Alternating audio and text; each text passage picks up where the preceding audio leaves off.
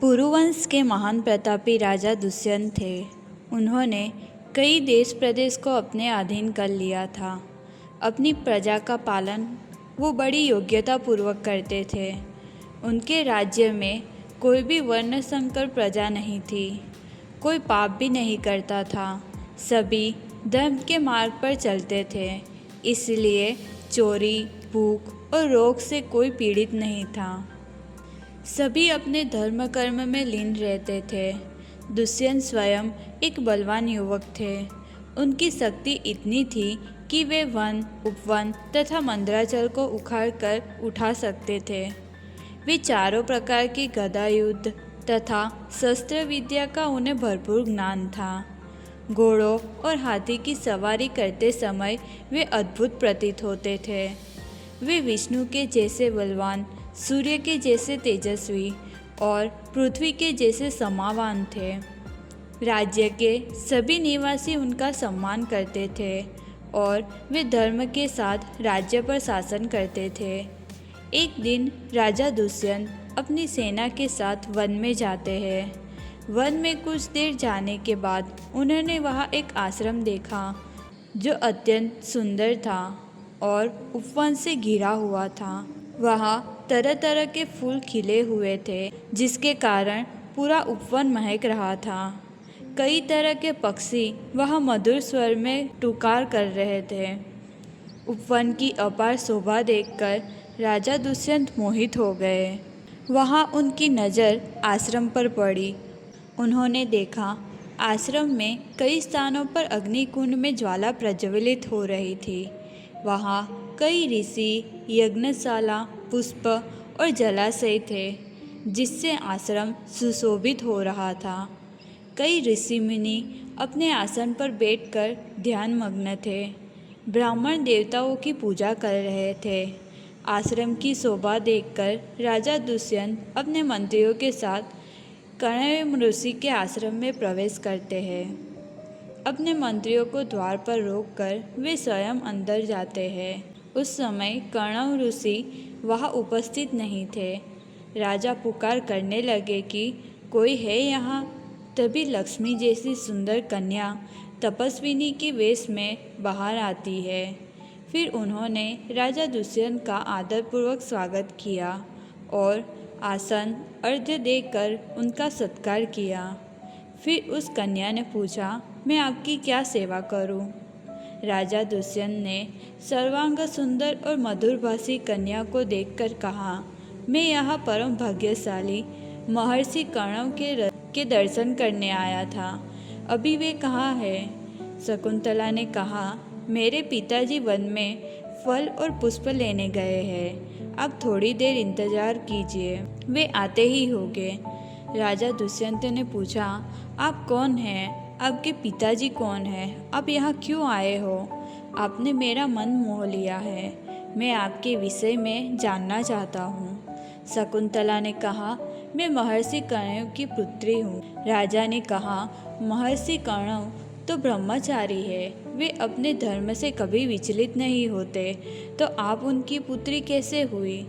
शकुंतला ने कहा, हे राजन, जिस समय परम प्रतापी विश्वामित्री जी तपस्या कर रहे थे, उस समय इंद्र ने उनके तप में विघ्न डालने के लिए मेनका नाम की अप्सरा भेजी थी। उनके संयोग से मेरा जन्म हुआ।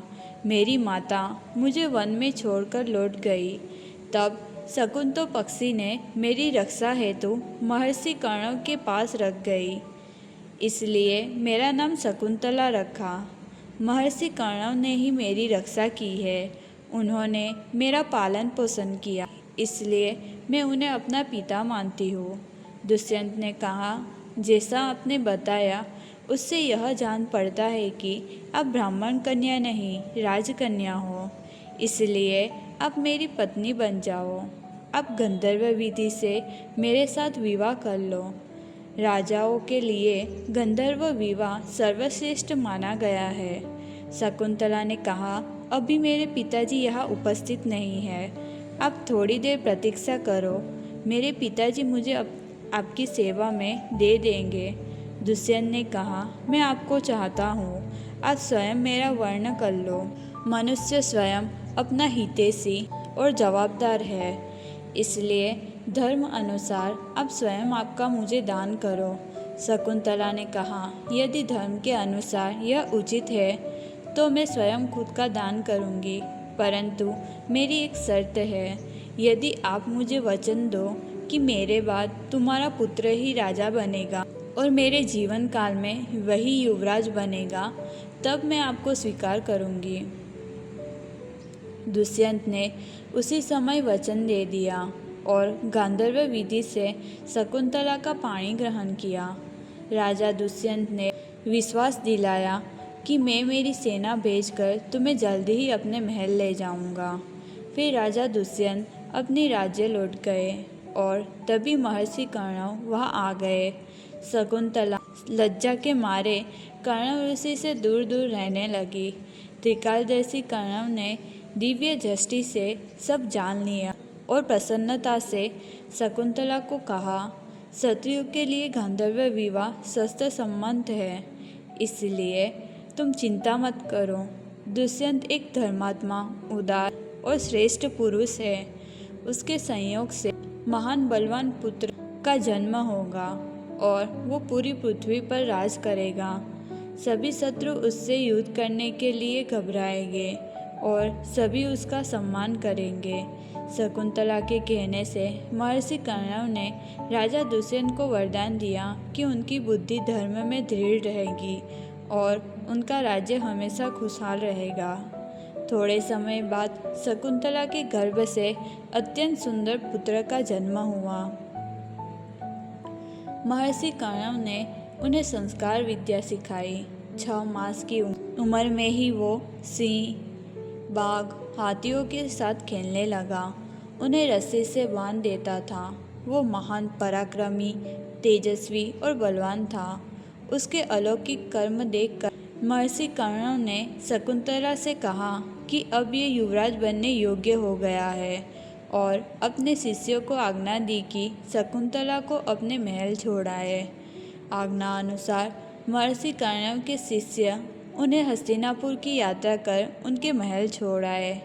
स्वीकृति के बाद शकुंतला राजसभा में गई और सम्मानपूर्वक कहने लगी, हे राजन, यह आपका पुत्र है, अब आप इसे युवराज बनाइए। आपने जो वचन दिया था उसे निभाने का समय आ गया। राजा दुष्यंत ने कहा, दुष्ट तपस्वी स्त्री, तुम कौन हो, किसकी पत्नी हो? मुझे कुछ भी याद नहीं है। मेरा तुम्हारे साथ कोई भी संबंध नहीं है। तुम्हें यहाँ रहना है या फिर लौट जाना है, वह तुम अपनी खुशी से निश्चय करो। दुष्यंत की बात सुनकर शकुंतला बेहोश सी हो गई। क्रोध से उसकी आंख लाल हो गई। थोड़ी देर बाद दुख और क्रोध से शकुंतला ने कहा, आप जानबूझकर ऐसा कर रहे हो। आपका हृदय जानता है कि सत्य क्या है और असत्य क्या है। आप बहुत बड़ा पाप कर रहे हो। आप ऐसा समझ रहे होगे कि वहाँ कोई नहीं था तो इस बात का कोई साक्षी नहीं है, परंतु भगवान सभी के हृदय में विराजमान है। उन्हें सभी के पाप पुण्य के बारे में पता है। आप उन्हीं के पास बैठकर पाप कर रहे हो। पाप करके यह सोचना कि मुझे कोई नहीं देख रहा, तो वह एक बड़ा अज्ञान है। यह पुत्र आपके अंग से ही उत्पन्न हुआ है। आप खुद को उसके रूप में क्यों नहीं देख रहे हो? मैं मेनका की पुत्री हूँ। अवश्य मैंने ही पूर्व जन्म में कोई पाप किया होगा, इसलिए बालपन में मेरी माँ ने मुझे छोड़ दिया। अब आप मुझे छोड़ रहे हो। आपकी ऐसी ही इच्छा है तो मैं अपने आश्रम लौट जाऊंगी, परंतु यह बालक आपका पुत्र है, इसलिए उसका त्याग मत करो। दुष्यंत ने कहा, मुझे नहीं पता।